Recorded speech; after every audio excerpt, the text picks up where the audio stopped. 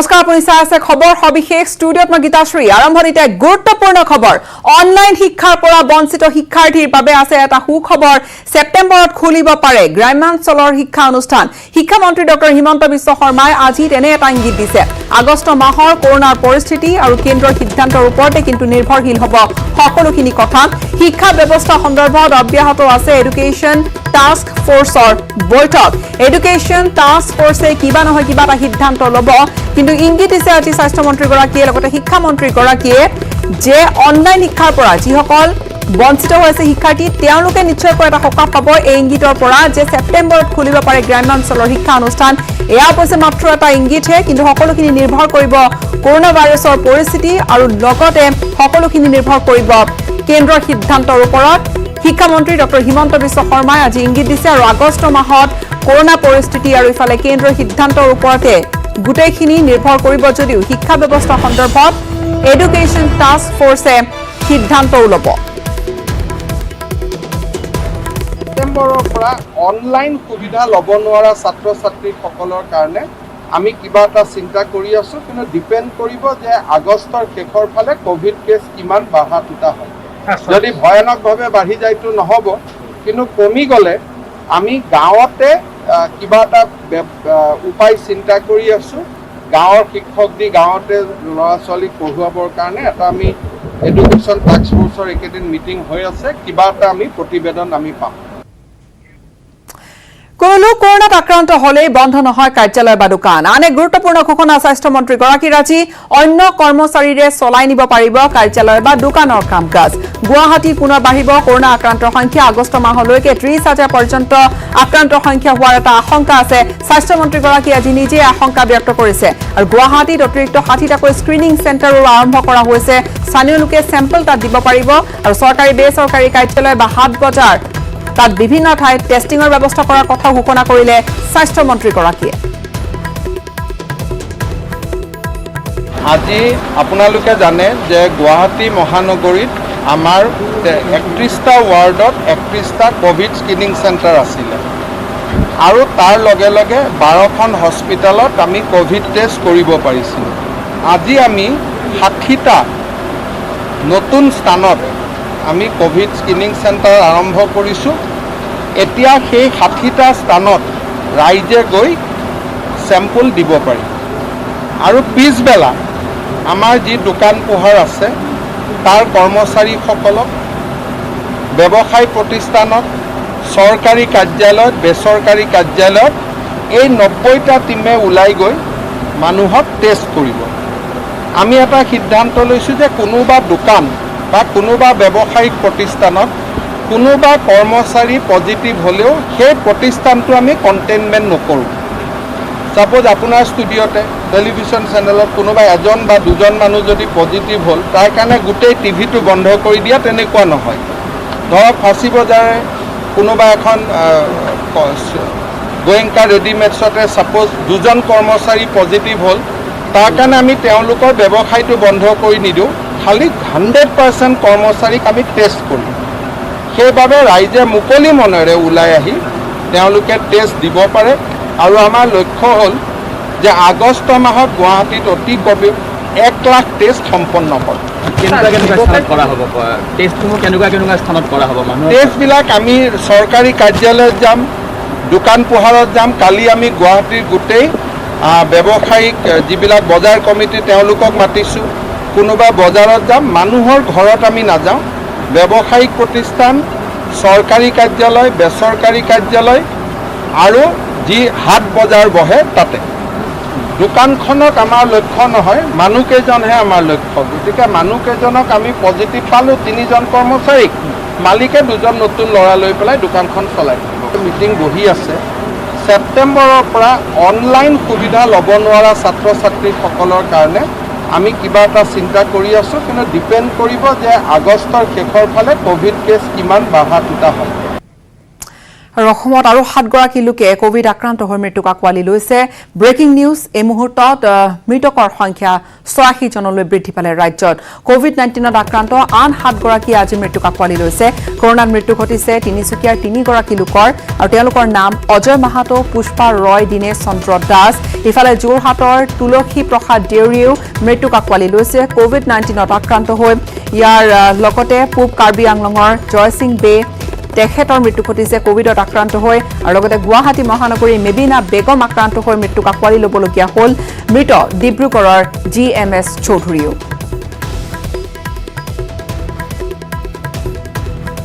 মৃত যোৰহাটৰ এগৰাকী গুৱাহাটী মহানগৰীৰ এগৰাকী আৰু এই ধৰণে ডিব্ৰুগড়ত এগৰাকী মৃত্যুক আঁকোৱালি ল'বলগীয়া হৈছে কৰোনা ভাইৰাছত তিনিচুকীয়াৰ 3 জনৰ মৃত্যু ঘটিছে আৰু ইয়াৰে সৈতে 86 গৰাকীলৈ বৃদ্ধি পালে মৃত লোকৰ সংখ্যা ৰাজ্যত মৃত তিনিচুকীয়াৰ ব্যক্তিকেইগৰাকী হৈছে অজয় মাহাতো পুষ্পা ৰয় আৰু দিনেশ চন্দ্ৰ দাস ইফালে যোৰহাটৰ ব্যক্তিগৰাকী হৈছে তুলসী প্ৰসাদ দেউৰী মৃত কাৰ্বি আংলঙৰ জয় সিং বে মৃত গুৱাহাটী মহানগৰীৰ মেবিনা বেগম আৰু ডিব্ৰুগড়ৰ GMS চৌধুৰীয়েও মৃত্যুক আঁকোৱালি লৈছে কোভিড 19ত আক্ৰান্ত হৈ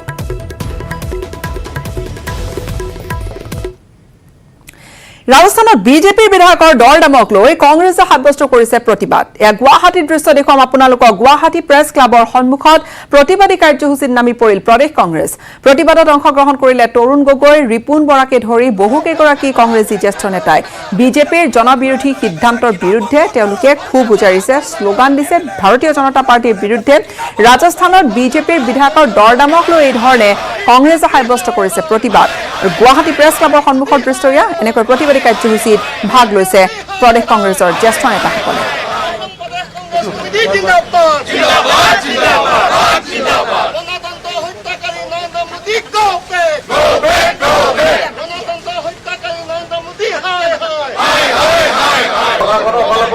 আমি টানি অনুৰোধ কৰিছো আপোনালোকে সোশ্যাল ডিষ্টেন্সিংটো মেইনটেইন কৰিব লাগিব আজি মধ্যপ্ৰদেশত কি কৰিছে মানুহে দেখিছে আজি কৰ্ণাটকত কি কৰিছে আৰু এতিয়া ৰাজস্থানত আমাৰ যি চৰকাৰ ৰাজস্থানবাসীয়ে মানুহে আজি নিৰ্বাচনত জয় কৰি পঠাইছিল সেই নিৰ্বাচিত আজি চৰকাৰখনক আজি বিজেপি দলে কেনেকৈ আজি ধ্বংস কৰিবলৈ মকিবোৰ কৰিবলৈ আজি প্ৰচেষ্টা চলাইছে আজি এই কথা আজি গোটেই ভাৰতবৰ্ষ নহয় পৃথিৱীয়ে আজি দেখিছে আৰু এই বিষয়ে আজি গভৰ্ণৰ হাউচবিলাক যিবিলাকৰ দায়িত্ব আছে সাংবাদিক ৰক্ষাকাৰত দেশত গণতন্ত্ৰ ৰক্ষা কৰাৰ যাৰ দায়িত্ব সংবিধান অনুযায়ী কাম কৰাৰ যাৰ দায়িত্ব সেই গভৰ্ণৰসকলো আজি সংবিধান ৰক্ষা কৰা সম্পূৰ্ণ আজি বিফল হৈছে ৰাজস্থান চৰকাৰ পতন ঘটাবৰ কাৰণে বিজেপিয়ে যি ষড়যন্ত্ৰ ৰচিছে তাৰ প্ৰতিবাদত ইতিমধ্যে এই বিজেপি চৰকাৰে এই ষড়যন্ত্ৰৰে তেওঁলোকে উত্তৰাখণ্ডৰ চৰকাৰ তেওঁলোকে অৰুণাচলত তেওঁলোকে মণিপুৰত তেওঁলোকে মধ্যপ্ৰদেশত তেওঁলোকে কৰ্ণাটকত কংগ্ৰেছৰ চৰকাৰবিলাকৰ পতন ঘটালে আৰু সেইবিলাক চৰকাৰৰ পতন ঘটাই তেওঁলোকে এতিয়া আমাৰ ৰাজস্থানত যিখন আটাইতকৈ দক্ষ মন্ত্ৰীসভা অতি সুশাসনেৰে তেওঁলোকে কাম কৰি আছে সেই চৰকাৰক এতিয়া তেওঁলোকে MLA কিনা বেচাৰ যোগেদি তেওঁলোকে পতন ঘটাবৰ কাৰণে যি ষড়যন্ত্ৰ কৰিছে তাৰ প্ৰতিবাদত এই গণতন্ত্ৰ ৰক্ষা কৰাৰ প্ৰতিবাদত আৰু গণতন্ত্ৰ ৰক্ষা কৰাৰ দাবী আৰু সংবিধানৰ পবিত্ৰতা ৰক্ষা কৰাৰ দাবী আজি ৰাজ্যপাল যি সংবিধানৰ ৰক্ষক কিন্তু সেই ৰাজ্যপালক আজি এই বিজেপি চৰকাৰে চকীদাৰৰ দৰে চাপ্ৰাচীৰ দৰে আজি ব্যৱহাৰ কৰিছে বাক্সাৰ ভাৰত ভূটান সীমান্তত উদ্ধাৰ কৰা হৈছে 3টাকৈ ৰকেট লঞ্চাৰ আৰু তামুলপুৰৰ বাল্টি নৈৰ বালি পুতি থোৱা অৱস্থাত উদ্ধাৰ কৰা হৈছে বিধ্বংসী ৰকেট লঞ্চাৰ এই তিনিওটা উদ্ধাৰ কৰাৰ পিছতে ভাৰতীয় সেনাই নিষ্ক্ৰিয় কৰিছে ইতিমধ্যে মাৰণাস্ত্ৰকেইটা আৰু ৰকেট লঞ্চাৰ গোটেইকেইটা নিষ্ক্ৰিয় কৰা হৈছে পূৰ্বীয় একেটা অঞ্চলতে উদ্ধাৰ কৰা হৈছিল ৰকেট লঞ্চাৰ ৰাইনো আৰু অপাৰেশ্যন অল ক্লিয়াৰৰ সময়ছোৱাত ৰকেট লঞ্চাৰ কেইটা তাত পুতি থোৱাৰ সন্দেহ কৰিছে আৰক্ষী আৰু সেনাবাহিনীয়ে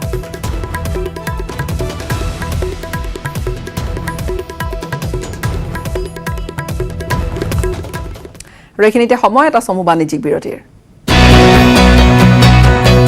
পুনৰ স্বাগতম জনাইছো। সুশান্ত সিং ৰাজপুতৰ আত্মহত্যা কাণ্ডত এতিয়া নতুন মোৰ। মুম্বাই আৰক্ষী আৰু ক্ৰাইম ব্ৰাঞ্চৰ ৰাডাৰত বলিউডৰ এজনৰ পিছত আনজন ৰথী মহাৰথী। সোমবাৰে 2.5 ঘণ্টা ধৰি মুম্বাই আৰক্ষীয়ে জেৰা কৰিলে চলচ্চিত্ৰ পৰিচালক মহেশ ভাটক।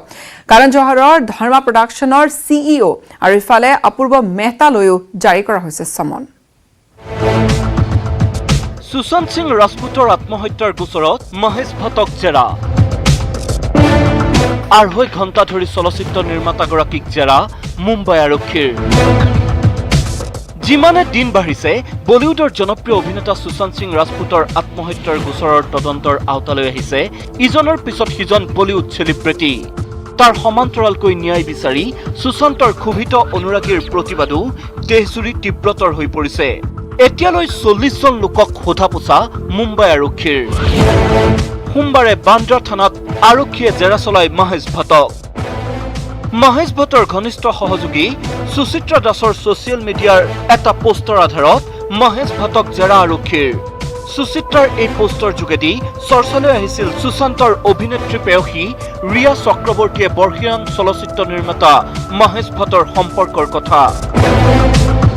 সুশান্তৰ আত্মহত্যাৰ গোচৰত আৰক্ষীয়ে প্ৰথমেই জেৰা কৰিছিল সুচিত্ৰা দাসক। তাৰ পিছতেই সুচিত্ৰাই সুশান্তৰ আত্মহত্যাৰ তদন্তৰ ভাৰ CBIক দিবলৈ গৃহমন্ত্ৰী অমিত শ্বাহলৈ পত্ৰও প্ৰেৰণ কৰিছিল। ইফালে মহেশ ভাটেই নহয় কৰণ জোহৰৰ ধৰ্মা প্ৰডাকশ্যনৰ CEOক সমন জাৰি। অপূৰ্ব মেহতাক সমন জাৰি মুম্বাই আৰক্ষীৰ। ইয়াৰ পূৰ্বে সঞ্জয় লীলা ভাঞ্চালী আদিত্য চোপ্ৰাকো জেৰা কৰিছিল আৰক্ষীয়ে। ইফালে সুশান্তৰ ন্যায় বিচাৰি ৰাজপথত ফলক আৰিলে সুশান্তৰ অনুৰাগীয়ে। দিল্লীৰ ৰাজপথত CBIৰ তদন্ত বিচাৰি আৰিলে ফলক। কৰণ জোহৰকো জেৰা কৰাৰ দাবী অনুৰাগীৰ। ইফালে দেশৰ একমাত্ৰ অস্কাৰ বিজয়ী সংগীতজ্ঞ AR ৰেহমানেও বলিউডৰ স্বজন তোষণৰ বলি হোৱা বুলি বিস্ফোৰক মন্তব্য কৰাৰ পিছতে দেশজুৰি সৃষ্টি হৈছে ব্যাপক প্ৰতিক্ৰিয়াৰ। চাপ বৃদ্ধি পাইছে সুশান্তৰ আত্মহত্যাৰ গোচৰৰ তদন্তকাৰী আৰক্ষীৰ ওপৰত। National desk news 18 Assam north east.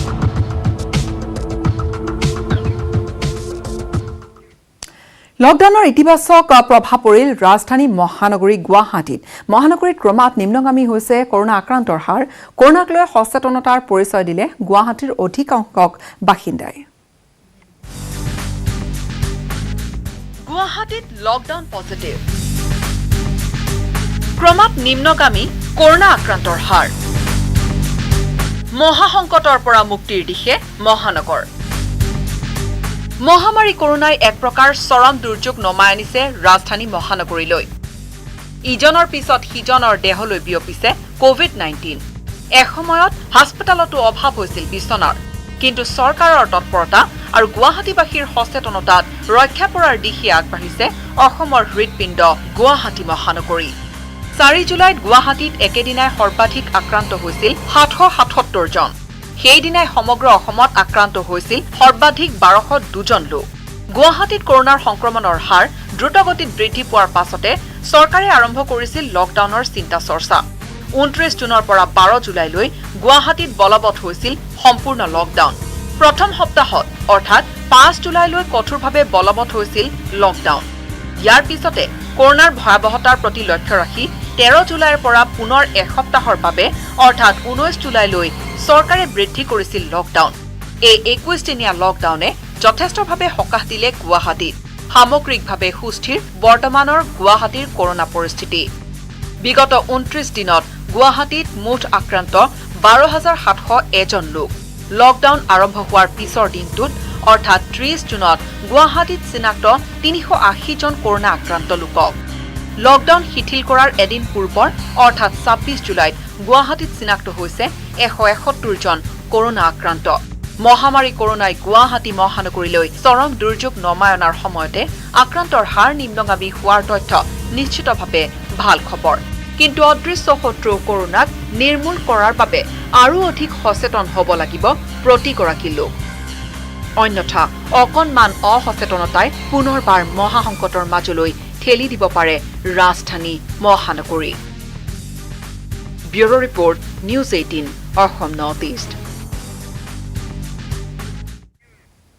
শিক্ষা শিক্ষা ব্যৱস্থাক লৈ দেশজুৰি নিউজ 18ৰ অনলাইন সমীক্ষা নিউজ 18 নেটৱৰ্কৰ সকলো ছ'চিয়েল মিডিয়া প্লেটফৰ্মক সামৰি কৰা হৈছিল এই পৰীক্ষা CNN নিউজ 18 নিউজ 18 ইণ্ডিয়াৰ লগতে সকলো আঞ্চলিক ভাষাৰ চেনেলৰ ৱেবছাইট যোগে কৰা হৈছিল এই সমীক্ষা আৰু সমীক্ষাৰ জৰিয়তে সোধা হৈছিল 7টিকৈ প্ৰশ্ন যি সময়ত বিদ্যালয়সমূহ বন্ধ হৈ থকাৰ বাবে অনলাইন ক্লাছ লোৱা হৈছে অসমৰ 14.44% সম্পূৰ্ণ মাচুল লোৱাৰ পোষকতা কৰিছে 83.45% বিৰোধিতা কৰিছে সম্পূৰ্ণ মাচুলৰ 5.04% নিদিলে কোনো মন্তব্য দ্বিতীয় প্ৰশ্নটো হৈছে যে যদি বিদ্যালয় কৰ্তৃপক্ষই মাচুল হ্ৰাস কৰে তেনে কিমান শতাংশ হ্ৰাস হোৱাটো উচিত 10ৰ পৰা 20% মাচুল হ্ৰাসৰ সমৰ্থনত অসমৰ 10.83% লোক 20ৰ পৰা 40% মাচুল হ্ৰাসৰ পক্ষত 21.3% লোক 50% বা তাতোতকৈও বেছি মাচুল হ্ৰাসৰ পোষকতা কৰিছে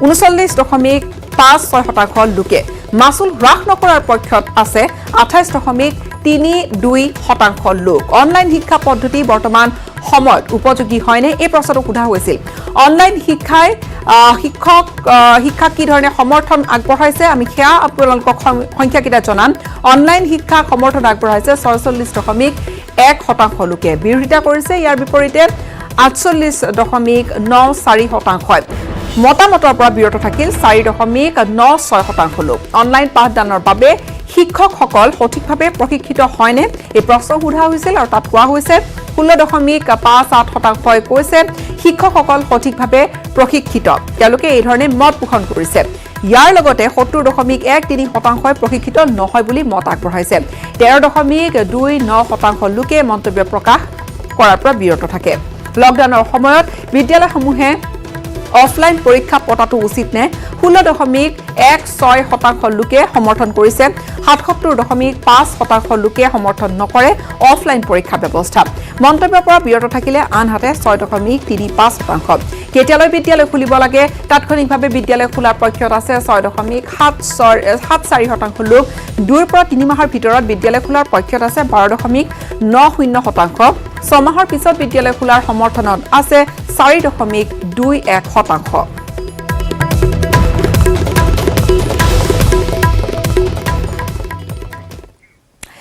লাডাখ সীমান্তত চীনৰ সৈতে সংঘাত অব্যাহত থকাৰ সময়তে ফ্ৰান্সৰ পৰা উৰা মাৰিছে 5খনকৈ ৰাফেল যুদ্ধ বিমানে 36খন বিমানৰ প্ৰথমে 5খনে 29 জুলাইত পদাৰ্পণ কৰিব ভাৰতৰ ভূমিত শক্তি বাঢ়িল ভাৰতীয় বায়ু সেনাৰ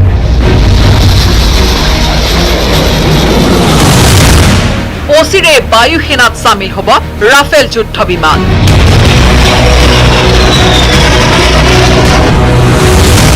বিচিত্ৰ ক্ষেপণাস্ত্ৰৰে ৰাফেলে টছ-নছ কৰিব শত্ৰুপক্ষ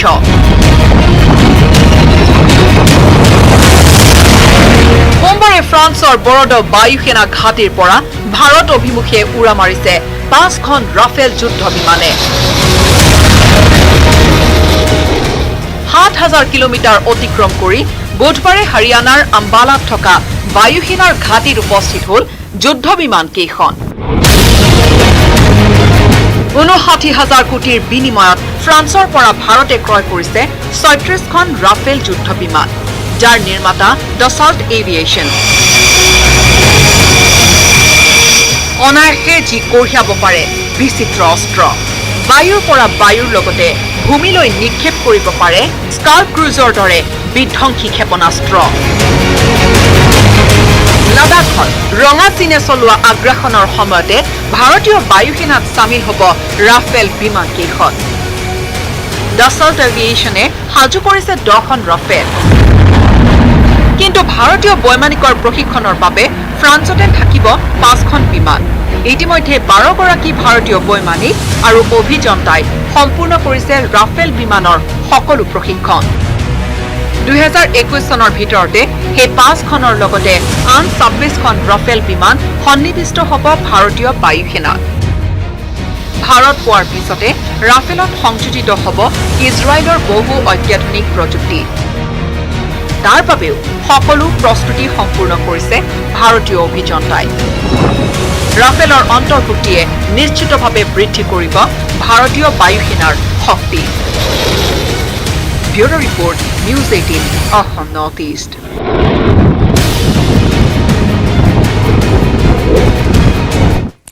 লকডাউনত সৰ্বশান্ত হৈছে ৰাজ্যৰ মৃন্ময় মূৰ্তি নিৰ্মাতাসকল। সমাগত গণেশ পূজাৰ আগমুহূৰ্ততো গ্ৰাহকৰ অভাৱত এতিয়া অনিশ্চয়তাত ভুগিছে প্ৰতিগৰাকী মৃন্ময় মূৰ্তি নিৰ্মাতাই। শাৰদীয় বতৰতো ভাগ্য উদয় হোৱাৰ আশা নাই এইসকল শিল্পীৰ। এই প্ৰতিবেদন আগবঢ়াই বিদায় লৈছো। ধন্যবাদ, শুভৰাত্ৰি। লকডাউনত দিশহাৰা মৃন্ময় শিল্পী, আৰ্থিক সংকটত বিপন্ন জীৱন, চৰকাৰেও দিয়া নাই চকু। দীৰ্ঘদিনীয়া লকডাউন আৰু পূজা পাৰ্বণ বন্ধ হোৱাৰ পৰিপ্ৰেক্ষিতত ক্ষতিগ্ৰস্ত হৈছে ৰাজ্যৰ মৃন্ময় মূৰ্তি নিৰ্মাতাসকল। ইতিমধ্যে দীৰ্ঘদিনীয়া লকডাউনৰ ফলত পৰিয়াল পোহপাল দিবলৈও কষ্টকৰ হৈ পৰিছে মৃৎশিল্পীসকলৰ। লকডাউনে জুৰুলা কৰিছে এইসকল মৃন্ময় শিল্পীক।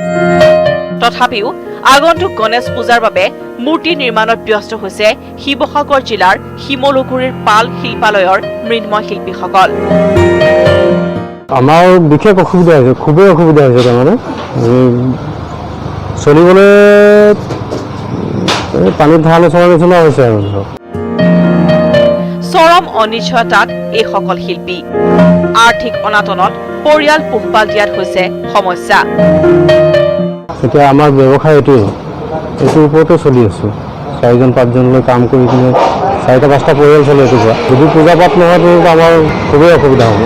ব্যৱসায় মন্দা মানে একেবাৰে মন্দা আৰু। ৰাজ্যৰ আন প্ৰান্তৰ মৃন্ময় শিল্পীৰ লগতে শিমলুগুৰিৰ পাল শিল্পীসকলৰ এইসকল শিল্পীৰো এতিয়া চৰম দুৰ্দশা। নাজিৰাৰ পৰা নবুল Konwar report news 18 Assam north east.